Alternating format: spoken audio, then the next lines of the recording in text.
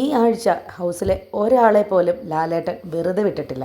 ഇന്നത്തെ എപ്പിസോഡിൽ ആദിലയെയും അനുമോളെയും നൂറയെയും ചോദ്യം ചെയ്യുന്നുണ്ട്.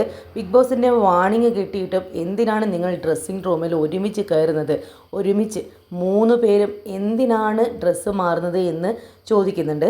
അതിന് അനുമോൾ ഉണ്ടോ, മുമ്പായിരുന്നു എന്നൊക്കെ പറയുമ്പോൾ ലാലേട്ടൻ പറയുന്നുണ്ട് മുമ്പല്ല, 2 ദിവസം മുമ്പ് പോലും ബിഗ് ബോസിൻ്റെ വാണിംഗ് കിട്ടിയിട്ടില്ലേ എന്ന്. ശരിയാണ്, ഇവർ 3 പേരും ഡ്രസ്സിംഗ് റൂമിൽ കയറുന്നത് ഒരുമിച്ചാണ്. മൈക്ക് മാറ്റി സംസാരിക്കുന്നതൊക്കെ ലാലേട്ടൻ ചോദ്യം ചെയ്യുന്നുണ്ട്.